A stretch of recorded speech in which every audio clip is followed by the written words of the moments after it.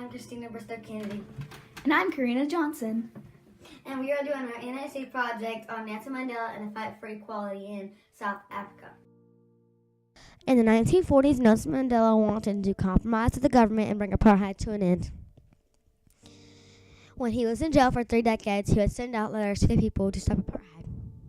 He felt that it was important to have blacks be free and that there was too much power for the whites. It created a conflict between the two races. However, in April of 1994, he had put a stop to apartheid and presented that by becoming the first black president in South Africa.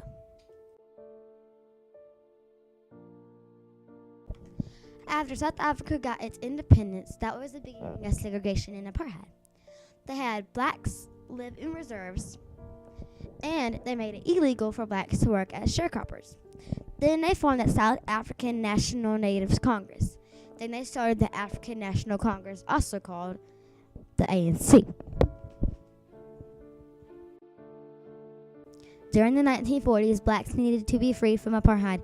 During a war, the British believed any military collaborations from groups of blacks would not be decisive in winning the war. After the war, the black camps have been transferred to military control, even after the white camps have been transferred to civilian control. Also, blacks in concentration camps were not given adequate food and did not get proper medical care. During the 1940s, whites had too much power. The South African War was essentially a white man's war, which determined white authority. White people had areas only to be given arms during the war, for they had feared that this would increase possibility for black resistance to white control.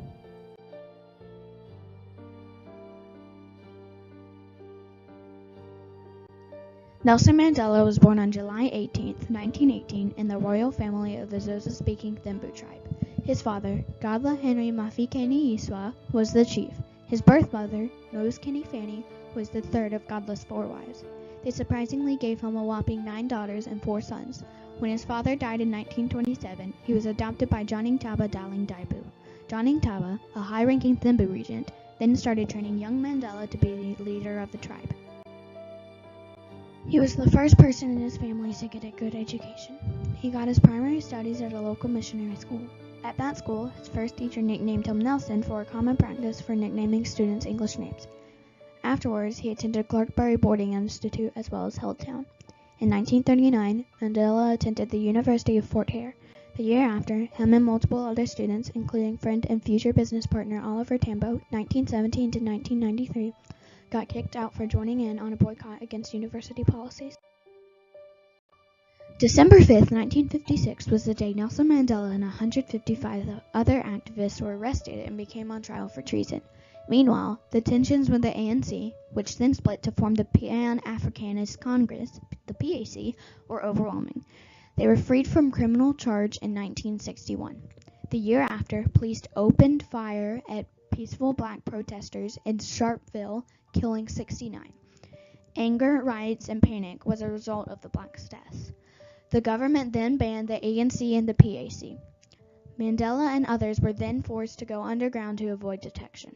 During that time, Mandela decided it was time to stop doing passive resistance and start doing more violent protests.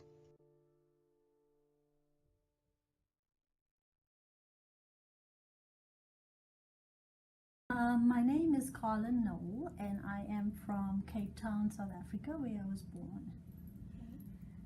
What was your classification? I am classified as colored. Colored is basically a mixed race, can be mixed between any of the races. Sometimes it's black and white, sometimes it's Indian and white and whatever. My family has black, Indian, white, all mixed together. How did apartheid affect you growing up? Well, when I was growing up, the coloreds was not as much affected as the blacks was. So when I was a little itty bitty kid, we had to shop in the non-white shops. We had to sit on the bus in the non-white section, which was usually in the back, and we couldn't walk on the same side of the road as whites could. And we also always had to have kind of like a green green card. It's almost like a green card, but we always had to have that card with us when we were walking. Yes, so we were not allowed to vote at all. We were only allowed to vote once Nelson Mandela was freed, and he was with the ANC. So that was the first time all non-whites was allowed to vote. And I remember that I was pregnant with Chandra, my middle child, when we were voting, and we were standing in line for 8 hours, and it was raining. And the lines was long, so long, and everybody wanted to vote. Everybody wanted to vote. Was Nelson Mandela a good president? Can you give me some examples how? I think he was one of the best presidents. Even while he was in jail, he was what we would call a humanitarian, because he still fought while he was in jail. He taught his people in jail while he was there. He would send messages out. He was nicknamed Madiba, which is the father of our country. And there's a film called, what is it called? It's like a rugby film. And it's a true story where he used the sport of rugby to bring the country together, where, you know, the whites and the blacks and coloreds and everybody cheered for that rugby team to win. And he used that to bring the whole country together.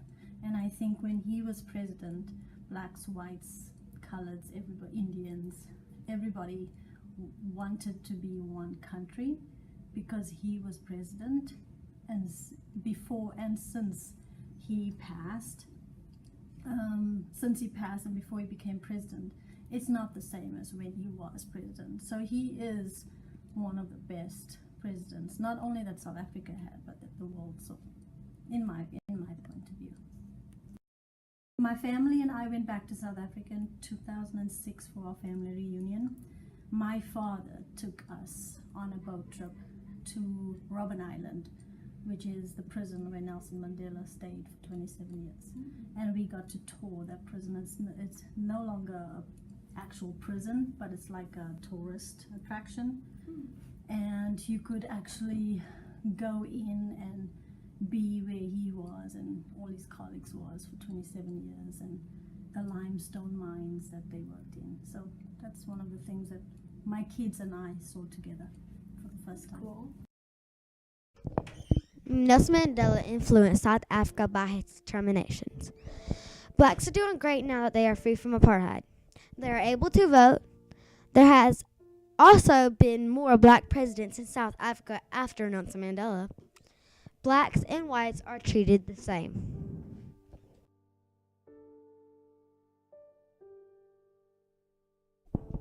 Nelson Mandela changed South Africa into a democracy.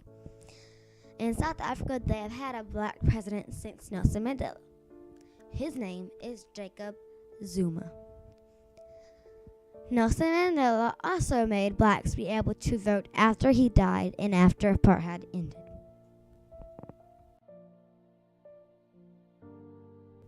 There's a lot of poverty and corruption in South Africa today. Violence and crime has not yet been tamed.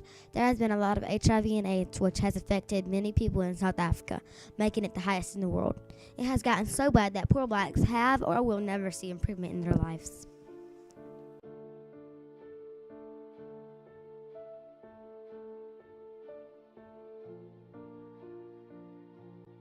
In conclusion, the blacks had little to no power and whites had too much power. There is too much apartheid in South Africa, and Nelson Mandela wanted to stop it. Since the 1990s, South Africa has been a lot better considering racism and apartheid.